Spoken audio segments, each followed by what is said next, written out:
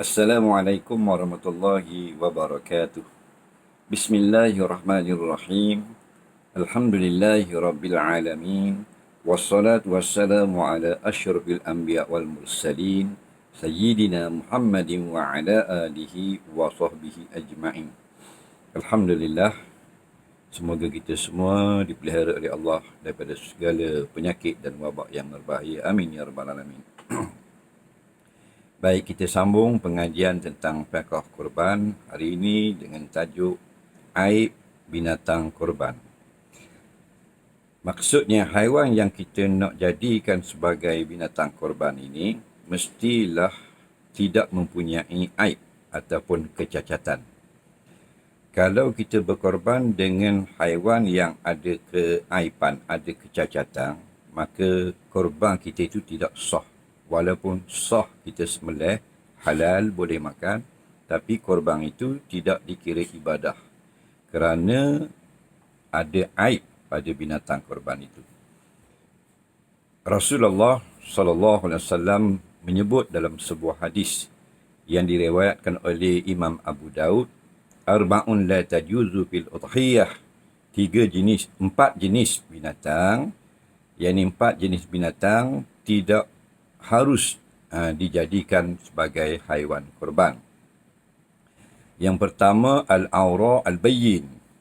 Yang kedua ialah al-maridu al-bayyin maraduha.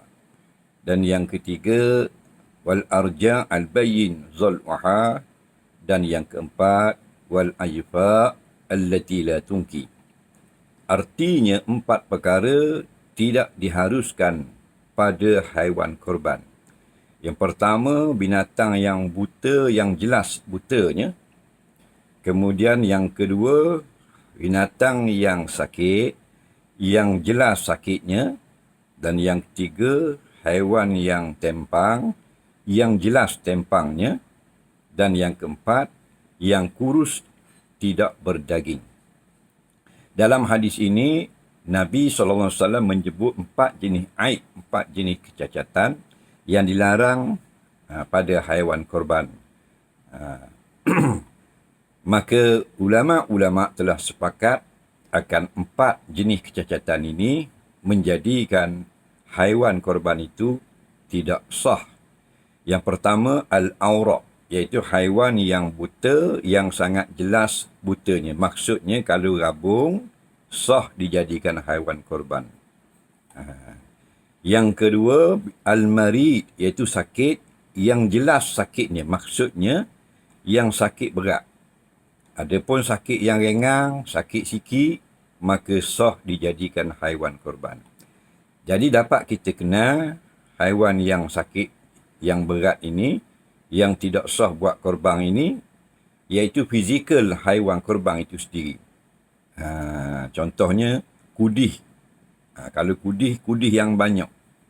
Kalau maknanya penyakit kulit, tercabut kulit.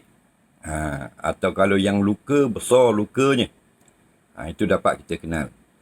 Kemudian, haiwan itu tak selera makan. Tak selera makan. Itu di antara tanda kita kenal dia sakit itu berat. Maka sakit yang tidak menjejaskan korban, boleh buat korban. Macam ada bisu, ada kudis sedikit, ada gatal-gatal sedikit, atau kulitnya merah sedikit, atau ada ketuak, atau luka yang kecil, yang tidak pun menjadikan dia tidak sihat. Baik, yang ketiga, al-arja, iaitu haiwan yang jelas tempang atau capeknya. Tapi kalau tempang tu sikitnya capeknya. Dia kuat seperti haiwan yang lain, jalan macam haiwan yang lain, tidak tertinggal. Maksudnya, sah dibuat korban kerana tempang itu sedikit. Kalau tempang yang banyak, orang sapa dah cepat makan rumput, binatang lain dia tak sapa lagi. Jalan pun lambat, balik pun lambat. Maka haiwan itu dikira banyak, tempang itu dikira banyak. Maka tidak sah dijadikan korban. Kemudian yang akhir, yang keempat, iaitulah al-ajfa la tunki. Kurus yang tidak berdaging. Jadi, kalau nak tengok pada pihak kurus ini ada 4 jenis hukum pada binatang korban. Yang pertama, gemuk. Kalau gemuk, afdal.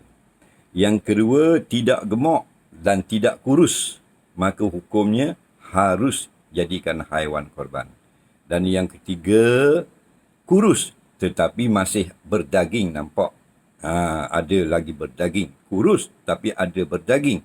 Hukumnya sah dibuat korban tetapi makruh. Dan yang keempat, kuruh kering atau kuruh tidak berdaging. Hukumnya tidak sah dijadikan haiwan korban. Baik. Haiwan-haiwan yang tidak sah lagi selain daripada 4 perkara itu, iaitu yang berpenyakit gila. Lembu gila, kambing gila dan seumpamanya.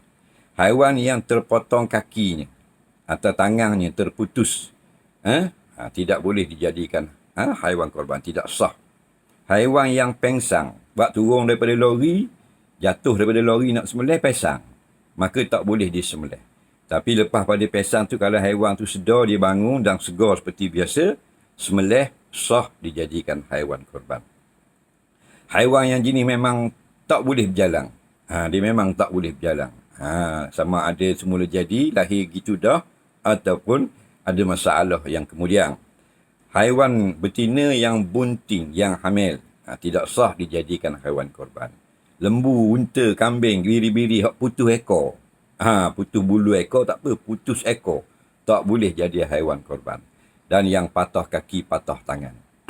Kalau putus telinga pun tak boleh jadi haiwan korban. Kalau ditebuk telinga kerana nak letak tanda nombor haiwan, nombor binatang, maka hukumnya sah kerana tidak hilang dagingnya. Begitu juga jika terkoyak, kena dawa sikit, rabit sikit dan tidak ada jatuh daging, tidak ada hilang daging, koyak sedikit, hukumnya masih sah dijadikan haiwan korban. Atau haiwan yang tercala walaupun berdarah, lalu ikut pagar kerawat lembu tu, cala tubuh dia, berdarah. Cala itu dikira luka kecil, hukumnya tidak dikira cacat, boleh lagi berkorban. Ataupun haiwan yang tak ada gigi, gigi rongok habis dah, tapi dia makan macam biasa, tidak jadi kuruh, segar molek-molek ada, berselera macam binatang lain, hukumnya sah dijadikan haiwan korban. Dan yang akhir sekali, haiwan betina sah dijadikan haiwan korban, walaupun yang afdal ialah haiwan yang jantan.